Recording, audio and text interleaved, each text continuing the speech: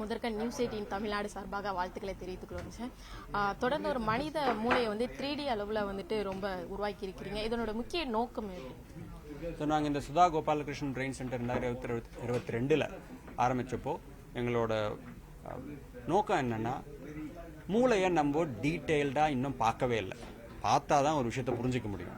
இப்போ நம்ம இதயம் இருக்குது, கண் இருக்குது, ஏன் இவ்வளோ நல்லா அட்வான்ஸ் ஆகிருக்கு அந்த ஃபீல்டெலாம் பார்த்தீங்கன்னா அதை டீட்டெயிலாக நம்ம பார்த்துட்டோம். அது முதல்ல புரிஞ்சிடுது ஸ்ட்ரக்சர், அப்புறம் அந்த ஃபங்க்ஷனாலிட்டியும் ஸ்ட்ரக்சரையும் சேர்த்து நம்ம நார்மல் அப்புறம் அப்நார்மல் இது ரெண்டுத்தையும் கம்பேர் பண்ணி அதுக்கப்புறம் சர்ஜரி ஆகட்டும், மருந்தாகட்டும், இல்லை ஜீன் தெரப்பி ஆகட்டும் கண்டுபிடிக்கலாம். அப்படி தான் டெவலப் ஆகும். இப்போ மூளையில் பார்த்தீங்கன்னா மூளை வந்து மண்டவோடுக்குள்ளே இருக்குது. அதனால் நீங்கள் எம்ஆர்ஐயில் பார்த்தீங்கன்னா 1 மில்லிமீட்டர் லெவலில் தான் பார்க்க முடியும். 1 மில்லிமீட்டர்ன்றது ரொம்ப பெருசு மூளை. ஸோ இந்த மூளையை செல் ரெசல்யூஷன்னா என்ன? ஒரு அணு வந்து கிட்டத்தட்ட 10 மைக்ரான்லேருந்து 100 மைக்ரான் வரைக்கும் இருக்கும். அப்போ நீங்கள் அதை பார்க்கணுன்னா இந்த மூளையை வந்து நீங்கள் கிட்டத்தட்ட 1 மைக்ரான் லெவலில் இமேஜ் பண்ணணும்.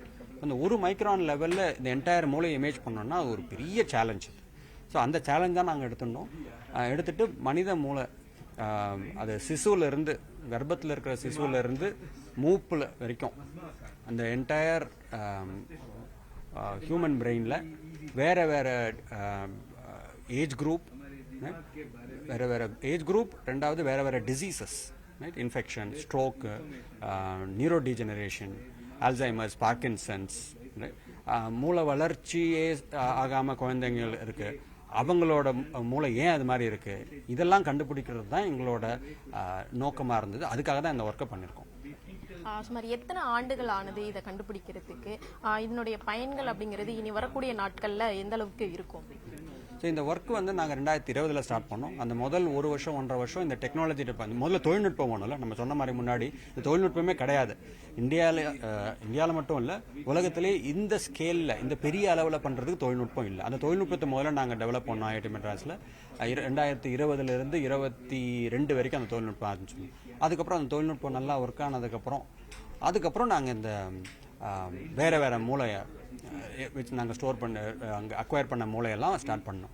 இந்த ஒர்க்கு இந்த செகண்ட் ட்ரைமெஸ்டர் 14 வாரத்துலேருந்து 24 வாரம் வரைக்கும் கர்ப்பத்தில் இருக்கிற சிசுவோட மூளையோட வரைபடம் அதோட வேலை வந்து கிட்டத்தட்ட 2022 ஸ்டார்ட் ஆச்சு.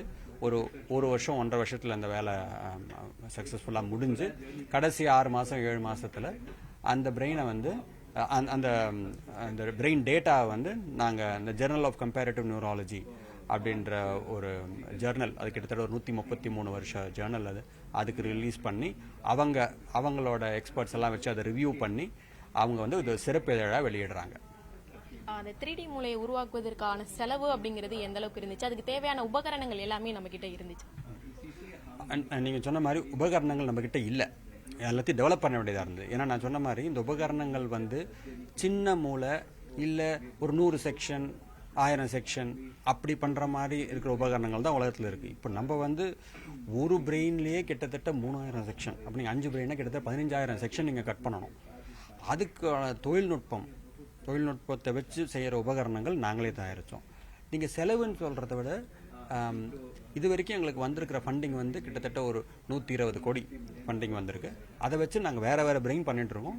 கிட்டத்தட்ட ஒரு 70 பிரெயின் ப்ராசஸ் பண்ணியிருக்கோம். அதில் ஃபஸ்ட்டு 5 பிரெயின் டேட்டா இப்போ ரிலீஸ் பண்ணியிருக்கோம். இந்த ஃபண்டிங் வந்து principal scientific advisers office, government of India, எங்களோட அலுமினஸ் கிறிஸ் கோபாலகிருஷ்ணன், அசும் பிரேம்ஜியோட groups, Fortis hospitals, Ford foundation, ministry of எஜுகேஷனில் இருந்த ஃபண்டிங், நிறைய இண்டஸ்ட்ரீஸ், ஃபிலந்த்ராபிஸ்ட் எல்லாரும் கான்ட்ரிபியூட் பண்ணி தான் இந்த லெவலுக்கு வந்திருக்கு. இந்த 3D மூளை இதனால வந்துட்டு இனி வரக்கூடிய அந்த மருத்துவத்துறையில் படிக்கக்கூடிய மாணவர்களுக்கும் மருத்துவத்துறைக்கும் எந்த அளவுக்கு பயனுள்ளதா இருக்கும் அப்படின்னு நினைக்கிறீங்க? நல்ல கேள்வி. இதை நம்ம எல்லாமே எதுக்கு பண்றோம்னா 2 விஷயம். ஒன்று, அறிவியலை முன்னேற்றத்துக்கு. ஏன்னா அறிவியல் நம்மளுக்கு தெரிஞ்சாதான் அதை வச்சு நம்ம அப்ளிகேஷன் தயாரிக்க முடியும். ஸோ நியூரோ சயின்ஸ் அட்வான்ஸ் பண்ணுறது முதல் இது. ரெண்டாவது, இந்த நியூரோ சயின்ஸ் ஃபைண்டிங் எல்லாம் வந்து மருத்துவர்கள் அந்த மருத்துவத்துறைக்கு நாங்கள் வந்து சமர்ப்பிப்போம். அது அங்கே போகும்போது அவங்க டெய்லியும் பார்க்குற பேஷண்ட்டு, அவங்க ஏற்கனவே பார்த்த டிசீசஸ்ஸு, அவங்களுக்கு இப்போதைக்கு இருக்கிற எம்ஆர்ஐ, அதையும் இந்த செல் ரெசல்யூஷன் இமேஜஸையும் சேர்த்து அப்போ அவங்க வந்து அவங்களுக்கு நிறைய விஷயங்கள் அவங்க புதுசாக ஃபைண்டிங் கொடுப்பாங்க. ஓ, இந்த பேஷண்ட்டுக்கு இப்படி இருந்தது, அந்த பிரெயின் வந்து நாங்கள் இப்படி இருக்குன்னு நினச்சோம், பட் இப்போ செல் ரெசல்யூஷனில் இந்த லெவலில் இருக்குது. ஓகே, அப்போ இந்த மாதிரி சர்ஜிக்கல் ட்ரீட்மெண்ட் கொடுக்கலாம், இல்லை இந்த மாதிரி மருந்துகள் கொடுக்கலாம், புது மருந்துகள் கண்டுபிடிக்க வேண்டியது இருக்கும், ஜீன் தெரப்பி கண்டுபிடிக்க வேண்டியது இருக்கும். அதெல்லாம் நாங்கள் சொன்ன மாதிரி இது ஒரு ஆரம்பம் தான். இது வந்து அறிவியல் லெவலில் இதை வந்து நாங்கள் அட்வான்ஸ் பண்ணியிருக்கோம். இந்த அறிவியல் லெவலில் இருக்கிற அட்வான்ஸ்மெண்ட்டை மருத்துவத்துறை அட்வான்ஸ்மெண்ட்டாக அடுத்த பல வருடங்களில் வந்து இந்த நாலேஜ், இந்த அறிவு வந்து எப்போ வந்து நம்ம அறிவியல்ல இருந்து மருத்துவத்துக்கு போதோ, மருத்துவத்தில் இருக்கிற அந்த முன்னேற்றங்கள் அட்வான்ஸ் எல்லாம் நடக்க ஆரம்பிக்கும். அப்போ